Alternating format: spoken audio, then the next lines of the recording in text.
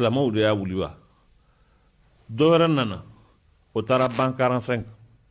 min wulila ka taa ayiwa 38 fo ka taa se 45 a kɛlɛ bɛ sen na o fana welela ko guerre mondiale diɲɛ bɛɛ donna kɛlɛ sen donna kɛlɛ min na jɔnni y'o wuli o maa kelenw de tɛ wa o sen fɛ u nan'u sigi ka jateminɛw kɛ anw ye fili minnu sɔrɔ n'a y'an sɔrɔ ni diɲɛ donna nin jihadi ba in na n'a bɛ wele ko guerre mondiale diɲɛ bɛɛ ka kɛlɛ min ni diɲɛ bɛɛ sen donna a la o tuma an k'a lajɛ diɲɛ in na tuguni ni ɲɔgɔn kana kɛ Nations Unies créé kun y'o de ye ka Nations Unies yɛrɛ dilan a kɛ kun de ye ni min y'an sɔrɔ n'a tɛmɛna an ka fɛɛrɛ kɛ ni ɲɔgɔnna kana kɛ diɲɛ kɔnɔ tuguni maa minnu y'o kɛ ka kuluw dilan n'o ye Nations Unies kuluw ni fɛn wɛrɛw ye ko diɲɛ ka taa o fɛ kuma taabolo kura diɲɛ k'o ta n'o ye nouvel ordre mondial ye a don kama diɲɛ ka kan ka taa taabolo min kan o ye nin ye maa minnu y'o dabaliw tigɛ k'o fɛɛrɛw tigɛ o y'o nazaraw ye diɲɛ taara o taabolo la wa olu de ye ko in tila u ni ɲɔgɔn cɛ ka fanga dɔ du u yɛrɛ ma u yɛrɛ dama ni ɲɔgɔn cɛ jamana 5 bɛ yen hali ni diɲɛ bɛɛ bɛnna ko min kan k'a fɔ ko nin ka kɛ mɔgɔ kelen bɛ se ka wuli k'a bolo kɔrɔta k'a fɔ o kuma diɲɛ bɛnna min kan o ma bɛn ne ma n'o y'o fɔ o kuma diɲɛ b'o to yen o ye jamana 5 ye a bɛɛ kun ye jumɛn ye diɲɛ ka se ka kisi ɲɔgɔn ma balawu la diɲɛ bɛ taa a bɛ évoluer ka taa a bɛ évoluer ka taa a bɛ évoluer ka taa maa minnu kun coloniselen don n'u kun bɛ mara la u bɛ kalan na u bɛɛ ye fɛn dɔn diɲɛ nana laban an y'a dɔn k'a fɔ ko diɲɛ bɛ taa taabolo min kan kodɔn min bɛ diɲɛ kɔnɔ ani ɲɔgɔn mara o tɛ se ka ɲɛ o de ye diɲɛ bɛ hɔrɔnya i tɛ se k'a ɲini maa fɛ a ka kalan kɛ a ka kodɔn i ka tila k'a ɲini k'i k'a mara ko kura o tɛ ɲɛ o tɛ ɲɛ o tɛ ɲɛ y'a dɔn silamɛya de ye nin hakilina in fɔlɔ-fɔlɔ nati diɲɛ kɔnɔ kabini kira tile la hali n'u ye maaw minɛ jihadi la ni min bɛ si sɛbɛnni ni ayiwa mɔgɔ kalan na o b'a bila mɔgɔ kalan ni sɛbɛnni na o b'a hɔrɔnya kalan ni kodɔn ale de a bɛ hadamaden hɔrɔnya de tɛ se ka k'a ɲini maa fɛ a ka kalan a ka kodɔn en même temps ka tila k'a ɲini k'i b'o tigi mara o tɛ se ka ɲɛ o problème de bɛ diɲɛ kɔnɔ bi diɲɛ kalanna diɲɛ ye kodɔn mais ala ye diɲɛ in da k'a tila diinɛw b'a la hakilina danbew b'a la taabolow b'a la fɛn wɛrɛw b'a la u bɛ diɲɛ in kɔnɔ ala de y'a kɛ ten mais nazara ka laɲini ye jumɛn ye bi u ye Nations Unies in ta k'a jateminɛ k'a kɛ bolofara ye min bɛ diɲɛ kunna économie o ye banque mondiale ni fonds monétaire yɔrɔ wɛrɛw conseil de sécurité o y'a kɛlɛ yɔrɔw ye OMS o ye a kɛnɛya yɔrɔw ye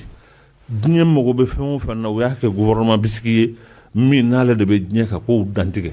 ka convention dilan yahudiyaw ni ayiwa a tɔgɔ ye di maa wɛrɛw n'o ye sionisme international olu hakilina jugu minnu b'u la ka ɲɛsin adamadenya ma ka fɛɛrɛ kɛ k'a don o kanow fɛ ka convention k'olu proposer diɲɛ ye ni maa o maa bɛ nin tɔnba in na a bɛ wajibiya yi ka nin taabolo in f'i ka taa o fɛ o taabolo ninnu n'i b'o la n'i y'o taabolo ninnu signé sariya minnu b'a la o bɛ yɛlɛ i ka sariya sanfɛ i bɛ dugu min na i ka diinɛ o i ka danbe o i ka fɛn o fɛn bɛ yen n'i ye kɔni ye nin signé ka ban o kuma i bɛ wajibiya k'o to yen k'i ta in bɛn o ma ale bɛ sariya bɛɛ sanfɛ ka diɲɛ don o bara in kɔnɔ ka na sigi ni mɔgɔw ye ka mɔgɔw ka diinɛ ni mɔgɔw danbe ni mɔgɔw ka fɛn bɛɛ lajɛlen ka fɛn dilan fɛn min b'o bɛɛ sanfɛ ka diɲɛ sigi n'o ye o sigi in tɛ taa yɔrɔ jan na o bi diɲɛ bɛ impasse de la impasse ye jumɛn ye maaw nana jɔ taafan dugu la fɛn o fɛn bɛ diɲɛ in kɔnɔ bi a bɛɛ résultat y'o de ye taafan tɛ mɔgɔw la olu yɛrɛ minnu ye Europe ye u t'a dɔn u bɛ taa yɔrɔ min puisque olu jɔra o dun fana kɛlen bɛ ka diɲɛ karafɛw minɛ ko a tɛ taa yɔrɔ la fo n'olu y'a ta yɔrɔ min taa yɔrɔ dun t'olu bolo bi an bɛ problème min na bi an b'o de la donc n ka welewele ma dakan ye jumɛn ye olu min ni olu de bɛ ka diɲɛ karafe minɛ a b'u bolo u b'a waati min n'a ka d'u ye u b'a goloba u b'a jɔ il faut k'u jɔ k'u kɔfilɛ u k'a dɔn baara min bɛ ka k'u bolo fiɲɛ b'a la fili b'a la Allah subhanahu wa ta'ala de ye danfɛnw dan sira min ni hadamaden m'a minɛ n'a tɛ kɔrɔ waati bɛɛ lajɛlen a bɛ se k'i mago ɲɛ o ye Ala ta ye n'o tɛ ni hakili fɛn o fɛn n'a bɔra hadamaden yɛrɛ de la dan waati de b'a la o de y'a kɛ communisme o socialisme o fɛn wɛrɛ o capitalisme o a bɛɛ tatɔ tɛ nin ye wa parce que a bɛ se hakɛ dɔ la dati b'a la a bɔra hadamaden de la fɛn o fɛn ni hadamaden yɛrɛ ka miiriya de don a tɛ se ka to sen na fo ka diɲɛ wuli ayi kɔrɔ waati b'a la waati dɔ bɛ yen a bɛ périmé a tɛ salahiya t'a la a tɛ se ka foyi dilan tuguni bon diɲɛ selen b'o yɔrɔ de ma adamadenw ka hakilinaw n'u ka miirinaw n'u y'a kɛ ka diɲɛ diriger a sera a dan na n'a sera a dan na min tɛ kɔrɔ fɔ n'an seginna o ma dɛ président sommago min ma don mais n ko diɲɛ b'o tɔɔrɔ de la mais Ala y'o de fɔ man arada an zikri fa inna lahu ma'ishatan danka Ala ta ye min ye ni maa min y'i ko dɔ ma ka ban o ma e ka diɲɛlatigɛ bɛɛ lajɛlen bɛ laban ka kɛ degun ni tɔɔrɔ de ye i bɛ hɛrɛ caman kɔnɔ nka i degunnen don bi adamadenya bɛ hɛrɛ caman na sanu min bɛ diɲɛ kɔnɔ bi kununko a kun tɛ yen wari min bɛ diɲɛ kɔnɔ bi kununko a kun tɛ yen fɛɛrɛbɔ min bɛ diɲɛ kɔnɔ bi kununko a tɛ yen kalan min bɛ diɲɛ kɔnɔ bi kununko a tɛ yen dumuni min bɛ diɲɛ kɔnɔ bi kununko a tɛ yen nka diɲɛ maa de bɛ kulela bi ka tɛmɛ kunun maa kan parce que adamadenw ko k'u ka bɔ Ala ta in na pewu Ala min ta y'a ka diɲɛ u ka balo diɲɛ in kɔnɔ k'a sɔrɔ Ala tɔgɔ ma fɔ maa o maa bɛ yen n'o ko tan o bɛɛ nana dugukolo in sɔrɔ yan a bɛɛ nana sankolo in sɔrɔ yan a bɛɛ ye tile in sɔrɔ yan a bɛɛ ye kalo in sɔrɔ yan o tuma k'i disi gosi k'i ta ye diɲɛ ye e ta y'a la jumɛn ye o taaya in daminɛna min parce que diɲɛ ye nin de ye n'i yɛrɛ b'a dɔn k'a fɔ k'i ta tɛ nin ye maloya ka kan ka k'i la i k'a fɔ k'i ta ye diɲɛ ye sankolo ni dugukolo ji yiriw tile kalo ninnu de faralen bɛ ɲɔgɔn kan ni dolow minnu bɛ wele ko diɲɛ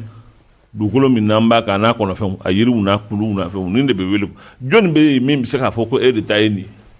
kununko o tɛ yan e de nana n'a ye o mɔgɔ bɛ yen wa n ko i nana sɔrɔ yan de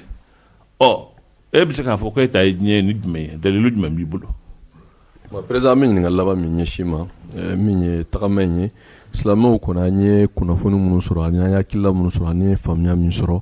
an ka kunnafoniw ɲinini sira fɛ an y'a ye jamanadenw y'a faamu bi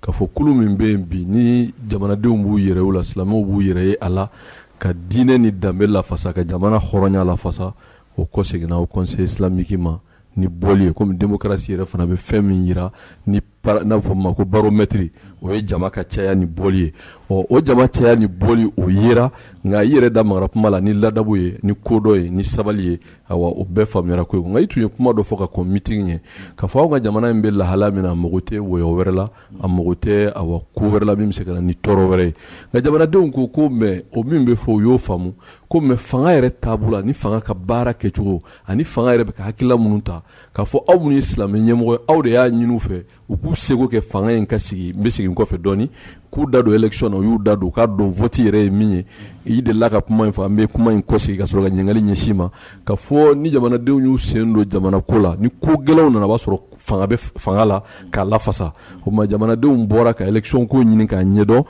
conseil islamique yɛrɛ o baara kɛ élection ye mun ye k'o ɲɛdɔn élection fana senfɛ an y'a ye silamɛ kulu ni tɔn bɛɛ lajɛlenw bɔra ka danaya da maa min kan n'o ye son excellence Ibrahim Boubacar Keita ye sirifu bɛɛ lajɛlen ka ɲɛmɔgɔba y'a jira k'a fɔ k'ale ye candidat ye o la a kɛra président ye silamɛw wasora n'a ye k'a fɔ a bɛ sigi yɔrɔ min na silamɛw jɔyɔrɔba yera fanga in sigili la ale yɛrɛ fana y'o fɔ k'o kuma in fɔ misiriba kɔnɔ k'a fɔ silamɛw y'a dɛmɛ kuma ni ko min bɛ yen ni o ma ɲi silamɛw k'o fɔ k'a bilasira dɔ bɛna ɲininkali kɛ ko kuma ko nin ko min kɛra nin bɛɛ lajɛlen kɛra ko tuma aw ni ale a bɛ ɲɔgɔn kalama ni Charlie ko in na wa an y'a ye k'a fɔ marche ni ko in ye min yira jamanadenw na aw y'aw désolidariser nka i ka kuma fɔlɔ la i tun y'a jira k'a fɔ ko jamana ɲɛmɔgɔ taara jamana tɔgɔ la a kumana o bɛ wasa kɛ min nana o kɔfɛ a y'a jira k'a fɔ o de kɛra dantɛmɛ ye nka mɔgɔw y'a ye ko nin bɛɛ kɔfɛ jamana ɲɛmɔgɔ ma kuma o tuma ko yala o kumabaliya in aw b'o bila minɛn jumɛn kɔnɔ o bɛ ɲininkali min ɲɛsin ma. Bon ale ka kumabaliya in kɔni o ka kan ka ɲɛsin a yɛrɛ de ma k'ale ɲininka komi a ma taa dugu la a yɛrɛ bɛ yan ale de bɛ jamana kunna ni ɲɛ fɛn o fɛn fɔ o la bi o ye interprétation de ye bi ni maa ka kan ka ɲininka munna i ma kuma ale de bɛ ɲininka o la ale de bɛ ɲininka o la parce que o jaabi b'ale de bolo o tɛ ne bolo o tɛ ne bolo i ye min fɔ tiɲɛ don Ibrahim Boubacar Keïta jamanadenw fanba u dara a la k'u bolo ɲɛsin a ma k'a fɔ ko jamana in bɛ lahalaya min na lala ale de bɛna se ka jamana in sama ale ni jamanadenw ka jamana bɔ nin lahalaya in na o danaya in maa minnu dara a la ne b'o mɔgɔw la tiɲɛ yɛrɛ la k'a fɔ ko n b'a jigi k'a fɔ ko maa min don a tɛna bɔ silamɛw jigi kɔrɔ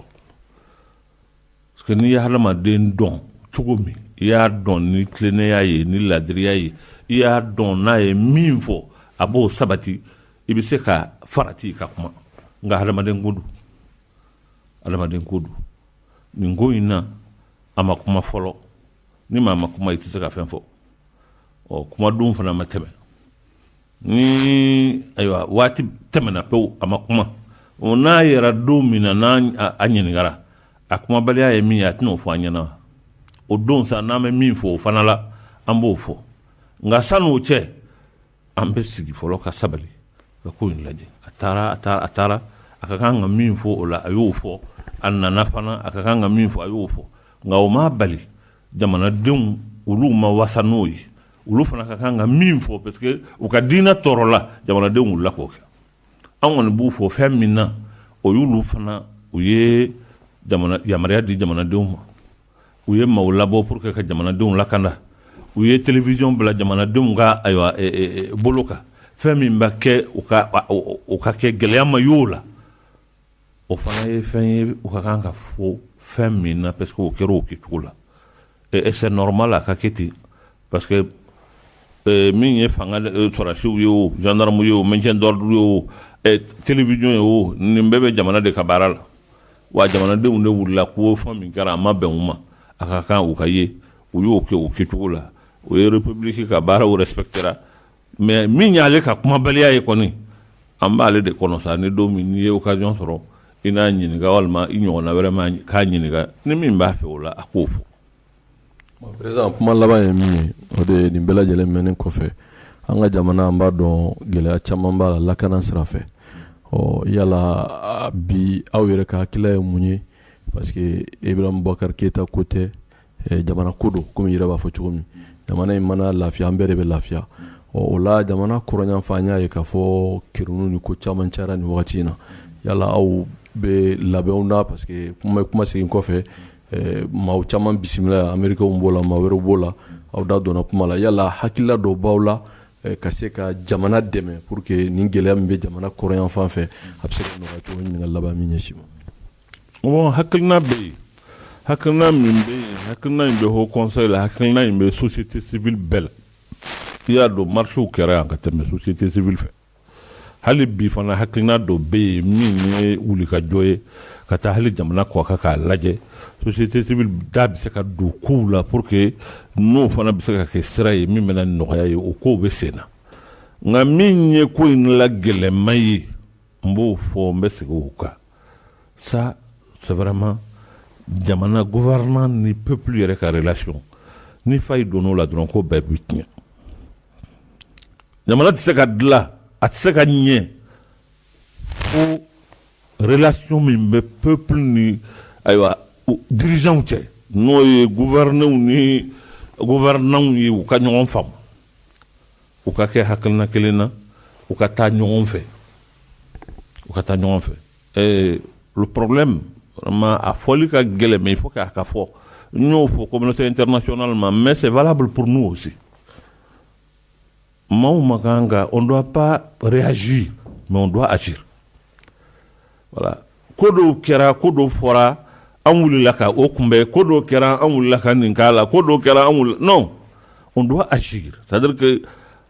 on a fait anticiper, on a fait événement ka anta intégrement. Bon, une coordination, une symbiose entre le sommet et la base, tout le problème du Mali a beau y de là. Au problème, c'est qu'à résolu Halibi. A ma résolu follow. Sans veut ni du malin, Koulou Kalan, Kou Tengu Nyona, Beki Kaketa Donga, Bella Jelenka Donka Fokambe, Tafani, Yorokili. O de kuyi ko mini tant que au mécanisme ni masra soro jamana bemme se nasmala parce que ni ko inkara kun fe tagay e dum fana fen do bin iblo e ka nga bla nya iti se ka taka to iti se ka taka fen min to ito bla nya wa ni o bla ikofe voilà mamunu ni be jamana kun na bi u ka donga foko jamana denye fen ye ita kunyo de mana kun kafsi mais ita kunyo de donc aw ta kunye ma famille aw tse ka ta ko dan donc le mécanisme pour que o ñogon famille ngake pour que jamana de ka don wati belajele aywa ko min be o yeni ko min ka kan ka o yeni alors donc je crois que cette gouvernance classique là ni ande lembo là il faut peut-être trouver un moyen ani la wéré minte ouye parce que madala ni jamana bel halaya menabi si c'est la réponse qu'il nous faut ou c'est la recette qu'il nous faut parce que hadama den hakilimo vous précipitez les choses et puis avec anticiper les choses ka ko jatemine est-ce que on gagne un gouvernement classique ñere mbe bureau la ñe ministre ne me fait directeur do ambe mo wuli ambe amita mission na projet B en fait, mais est-ce que c'est la réponse aujourd'hui? Jamana Ereka problème, Jamana Erebiyorum Nabi. Est-ce que c'est ça la bonne réponse? Parce qu'on doit se poser des questions. Ni fin que n'a manié, itlala ka ken amanye, itlala ka ke amanye. Mais ikakanga alaje, est-ce que ni fin yere mbe mingi ni ya a glance srai. Minem mbembolo obe se ka fin glawa. Mais tu dois te poser cette question. Aujourd'hui, au Kakanga, parce que on est jamana miye dambe bana,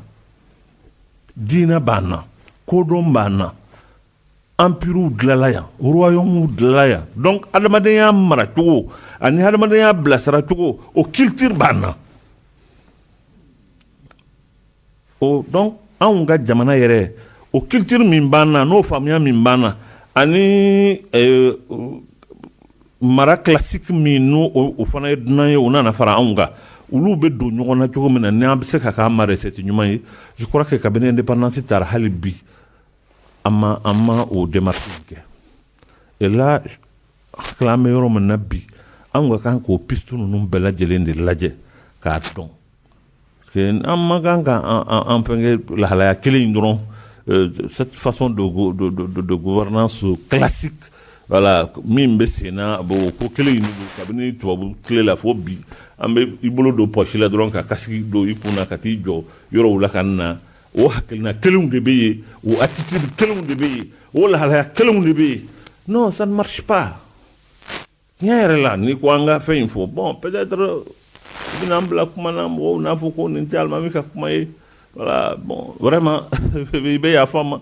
tuma do lante menyi na fo mbita do ko do la il vaut mieux que ngan jo quoi no tene be ko nyi jugo mena utoyi moi je pense que ni ya yambe ka talon nya fo nyina anga fe na ngwan talona di ni talona italona yoro mena ikanka ikofle o yoro do o yoro kelinga maganga ke itemesrai fona ya to italona fe mena ye fere ka boy mais italona yoro mena et chaque fois que tu retournes ibena o sera kelende fe et donc talona fe mena o bo yoro ina o obstacle ma boy ere hakli mayewa mais c'est pas possible en 68 coup d'état kera en 91 coup d'état kera en 92 coup d'état kera bon chaque fois que n'an ko an bɛ taa sanfɛ an bɛ tila k'an yɛrɛ sɔrɔ duguma mais il va falloir que an ka sigi k'a lajɛ est-ce que méthode min b'an bolo de gouvernance ni ça convient à notre façon de faire o ni anw ka jamana yɛrɛ ka culture ni jamana ka religion ni jamana ka faamuya u bɛ taa ɲɔgɔn fɛ wa munna chaque fois on bute à quelque chose an bɛ talon waati bɛɛ an bɛ taa bi munna et ça cette question on doit se la poser ma hakili ma ko kan k'o kɛ o ne y'o f'i ɲɛna n ko mɔgɔw u ye parcours démocratique kɛ pendant un quart de siècle n m'o f'i ye yan mais bi fɛn fɔlɔ-fɔlɔ min ka kan ka kɛ san'an ka taa parce que anw taara comme si nous étions dans une république normale élection kɛra président sigira opposition bɛ yen député bɛ ça c'est une république normale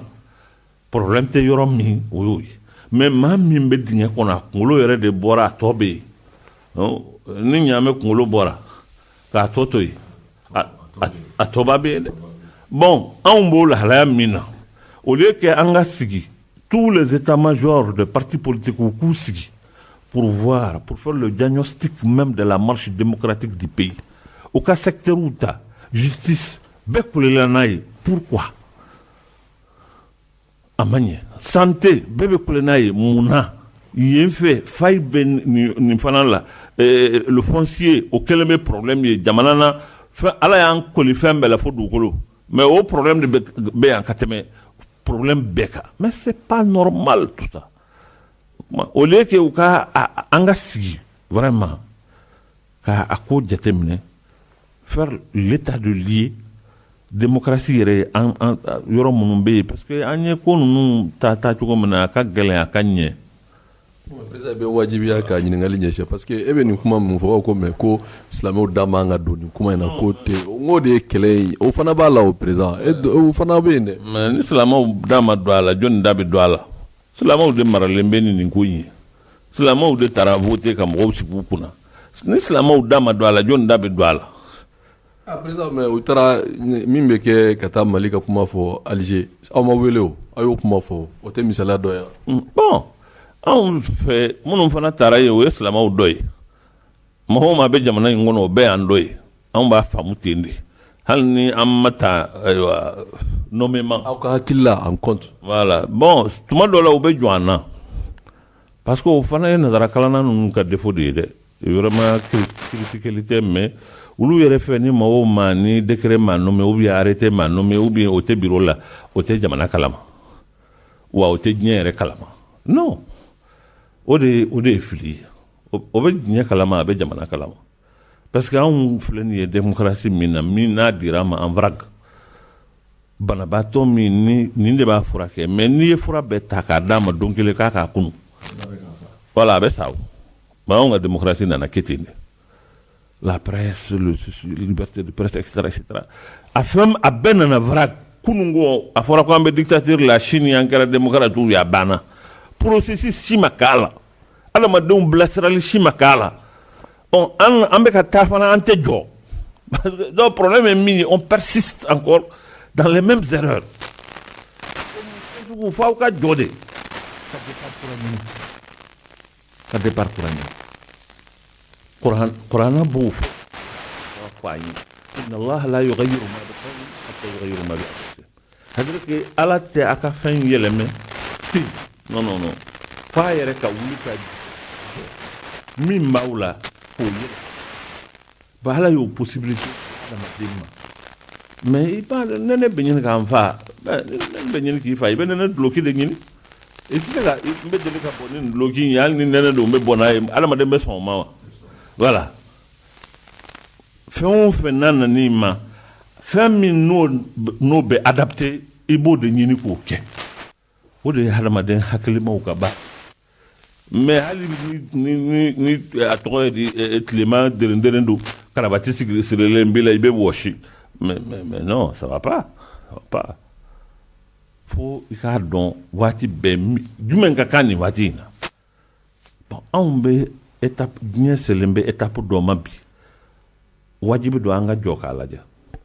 an ka taabolo kun ye nin lahalaya ye an ka faamuya kun ye nin lahalaya ye diɲɛ an kun bɛ taa nin tacogo in na est ce que a ma se sa an k'a lajɛ ka nin k'olu fara fara ɲɔgɔn kan k'a lajɛ quelle recette ça va nous donner mais an fana ka se ka kɛ an yɛrɛ ma an ka se k'o kɛ an yɛrɛ ye mais jamais o tɛ kɛ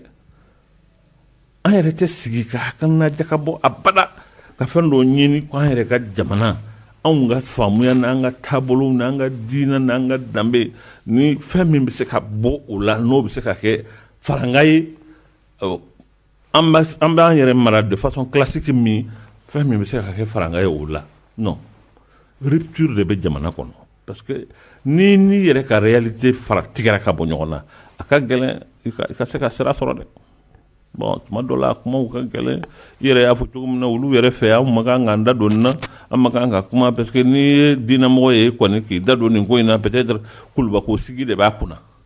ayi kulubasigi t'an kɔnɔ an t'o ɲini o t'anw ka problème ye il faut que o ka faamu cela soit clair mais nous sommes des citoyens à part entière an ye jamana in denw ye ala y'an bila yɔrɔ dɔ la anw b'a jateminɛ k'a fɔ an yɛrɛ bɛ taa ɲininka ala fɛ o jɔyɔrɔ ninnu na an ye mun kɛ an ye mun fɔ parce que ala tɛ foyi kɛ gansan a t'i bila ɲɛfɛ mɔgɔw ɲɛfɛ ten kun dɔ de b'a la il est aujourd'hui que vraiment chacun joue sa partition mɔgɔw k'u bolo di ɲɔgɔn ma pour que jamana ka bɔ nin tibitaba in na c'est ça la vérité